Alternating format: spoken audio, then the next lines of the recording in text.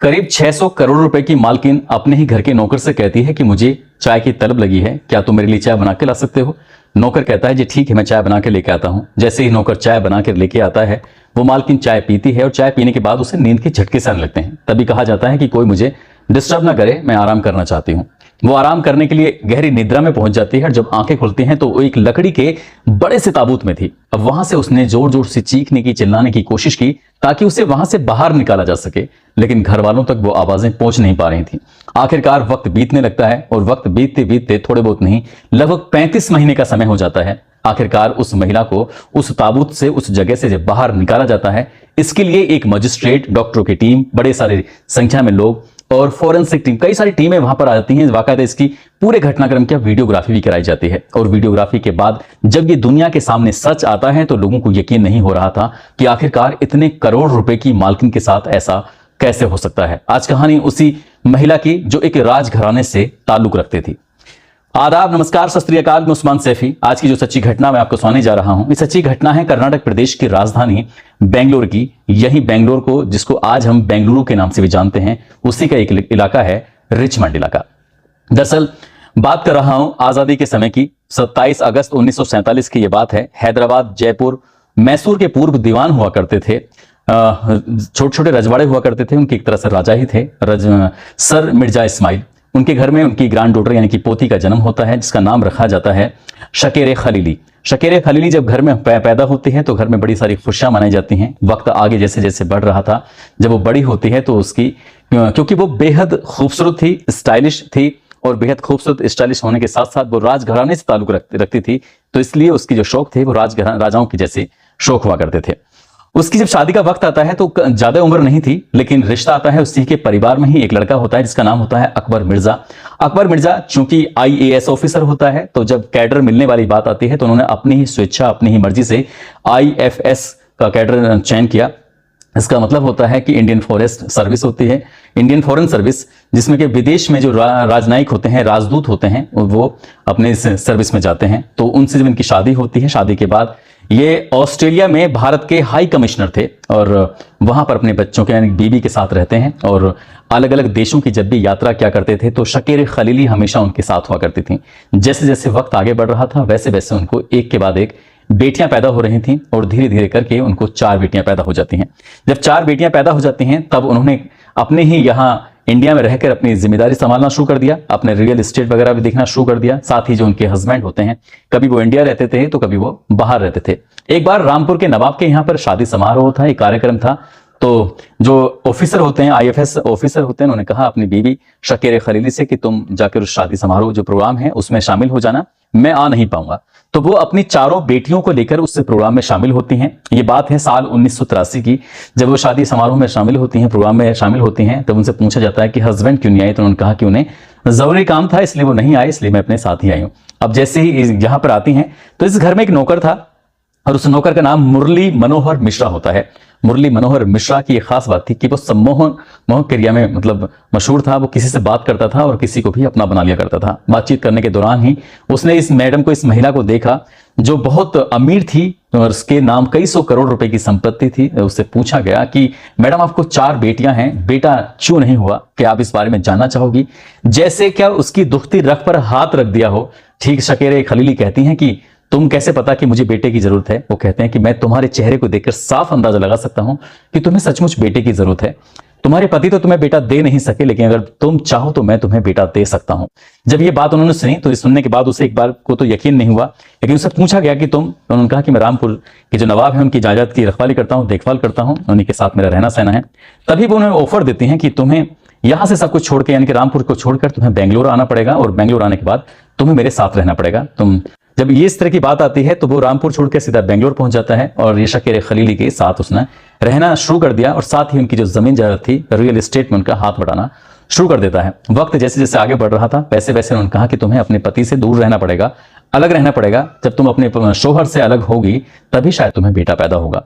इस बात की उसने गारंटी जब इसने ली तो तभी जाकर ये शकीर खलीली ने अपने हस्बैंड यानी कि अकबर मिर्जा से कहा कि मैं तुमसे तलाक लेना चाहती हूं। क्योंकि साल 1985 को दोनों ने आपस में सहमति के बाद आईएफएस ऑफिसर से, अकबर मिर्जा से, उसने तलाक ले लिया शकीर खलीली ने। और तलाक लेने के बाद तब वो उस व्यक्ति के पास जाती है, उससे कहती है कि ठीक है बताओ कि बेटा कैसे पैदा होगा। तभी वो कहता है कि परेशान होने की जरूरत नहीं है, तुम्हें शादी करनी पड़ेगी।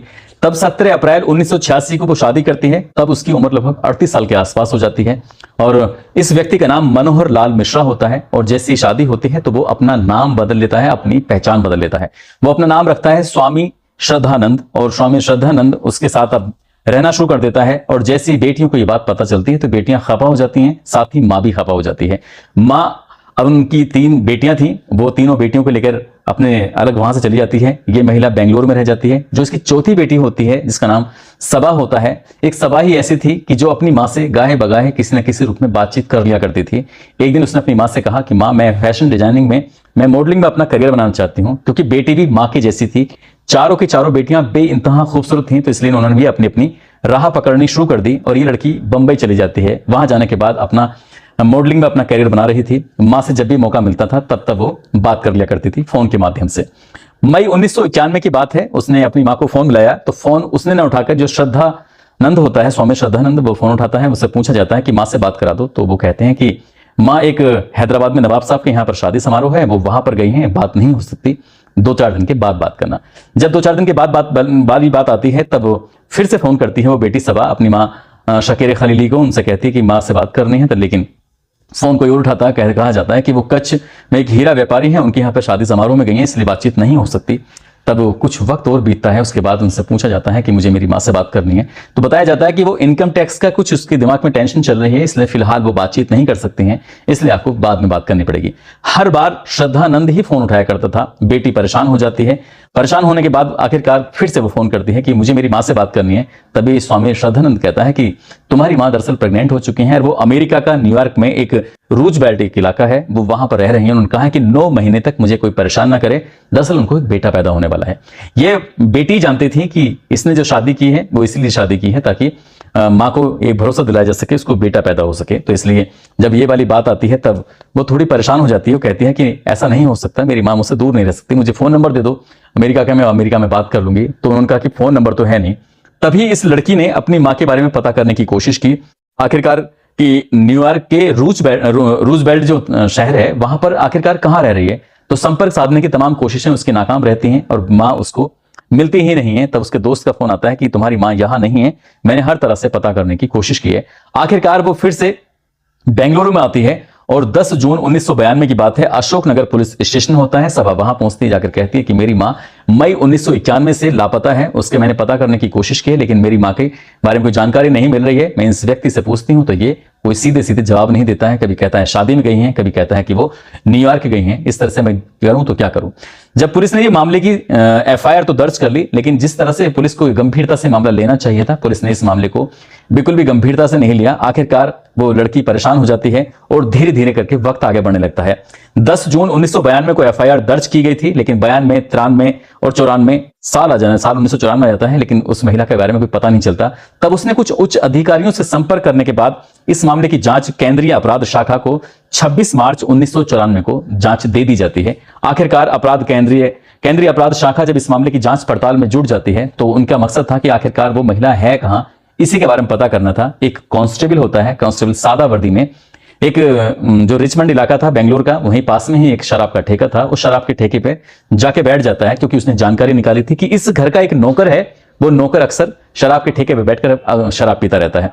तो उस दिन उस कांस्टेबल ने जो भेष बदल के गया हुआ था, जाकर उस नौकर को फ्री में शराब पिलाई और उसने कहा कि मैं एक बात पूछना चाहता हूं, तुम तो घर के नौकर हो, तुम्हें तो सब कुछ पूरी जानकारी होगी कि मैडम जो शकीर खलीली हैं कहां, इनके बारे में कुछ बताओगे।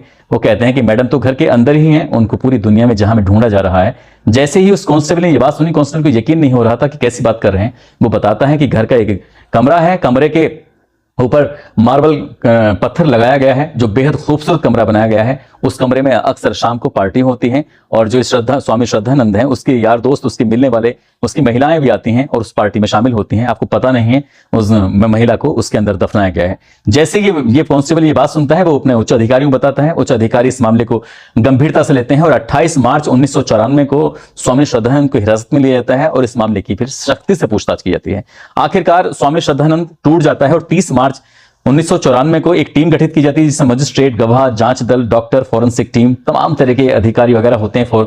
अब यहां इसकी पूरे मामले की वीडियोग्राफी कराई जाती है और वीडियोग्राफी कराने के बाद लगभग 35 महीने का समय बीत जाता है। जिस दिन क्या 30 मार्च 1994 को यह गड्ढा खोदा जा रहा था। जब गड्ढा खोदा जाता है तो कुछ गहराई के बाद आखिरकार एक जो गद्दा होता है, लिहाफ होता है, इस तरह के बड़े से मोटे से कपड़े के अंदर एक लकड़ी का एक ताबूत टाइप का था, वो दबा हुआ था। उसे जब बाहर निकाला जाता है, बाहर निकालने के बाद लकड़ी का ताबूत निकलता है। उस ताबूत को जब खोला जाता है तो ताबूत के अंदर एक नाइटी निकलती है जो महिलाएं अक्सर पहनती हैं, एक कंकाल निकलता है, एक लंबे से बाल थे उस महिला के और साथ ही चूड़ियां थी जो उसने पहना हुआ था, उसके कपड़े, सैंडल वगैरह ये सब सामान था। और उस महिला की जब लाश उस ताबूत के अंदर से निकलती है तो लोगों को यकीन नहीं हो रहा था कि जिसको कई साल से ढूंढने की बेटी कोशिश कर रही थी, दरअसल वो घर के ही अंदर कमरे में एक ताबूत के अंदर दफन कर दी गई थी। अब इसके बाद इस मामले की चार्जशीट लगाई जाती है, जांच पड़ताल की जाती है, गवाह इकट्ठे किए जाते हैं और पूरे मामले की जब जांच पड़ताल की जाती है तो निचली अदालत में केस पहुंचता है। साल 2000 में जब निचली अदालत में मामला पहुंचा था तो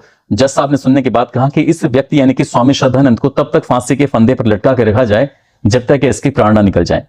मामला फिर कर्नाटक हाई कोर्ट में पहुंच जाता है। साल 2005 की यह बात है और इस फांसी की सजा को बरकरार रखा जाता है। इस व्यक्ति ने अपील की कि भाई मुझे माफ कर दिया जाए या फिर जिस तरह से भी अपील करता है तो साल 2008 में सुप्रीम कोर्ट बिना किसी छूट के इसको उम्र कैद की सजा देता है। कहता है कि जब तक इसकी प्राण न निकल जाए तब तक इस सलाखों के पीछे ही रहना चाहिए। साल 2023 चल रहा है और उस व्यक्ति ने पिछले साल यानी कि साल 2024 चल रहा है, साल 2023 में उस व्यक्ति ने सलाखों से बाहर निकलने के लिए अपील की थी, लेकिन सुप्रीम कोर्ट ने उसकी अपील को ठुकरा दिया। बताया जाता है कि उस व्यक्ति की उम्र आज की तारीख में लगभग 81 साल के आसपास है। जब उससे पूछा जाता है कि आखिरकार ये हत्या क्यों की गई थी, तब पुलिस की जांच में उस वक्त आया था कि इस महिला के नाम लगभग 600 करोड़ रुपए की संपत्ति थी, जो उस दौर में यानी कि साल 1991 में, यदि आज की हम बात करें तो ऐसा दावा किया जाता है कि उस संपत्ति की कीमत लगभग 5 से 6 हजार करोड़ रुपए के आसपास की है।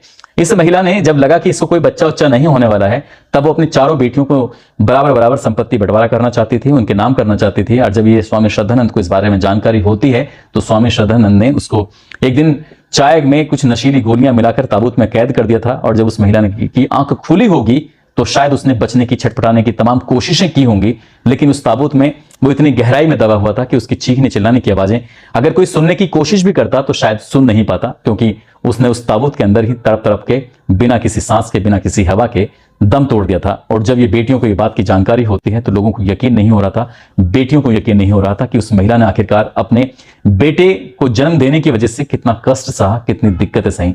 दोस्तों, इस घटनाक्रम को सुनाने का उद्देश्य किसी को परेशान करना नहीं है, किसी का दिल दुखाना नहीं है, बल्कि आपको जागरूक करना है, आपको सचेत करना है। एक इंटरव्यू के दौरान स्वामी श्रद्धानंद ने कहा था कि ऐसा कुछ भी नहीं है, मैंने ऐसा कुछ भी नुकसान नहीं पहुंचाया है, मुझे ऊपर लगाए गए जितने भी आरोप हैं सब बेबुनियाद हैं। जबकि ये भी जो मामला है, मुकदमा है, आज भी कोर्ट अदालत में चल रहा है कि लगभग 600 करोड़ रुपए की संपत्ति थी, वो कोर्ट में विचाराधीन है। ऐसा दावा किया जाता है कि सारी की सारी संपत्ति को उसने धोखाधड़ी से अपने नाम करा लिया था। आप सब लोग अपना ख्याल रखें, सुरक्षित रहें। जय हिंद, जय भारत।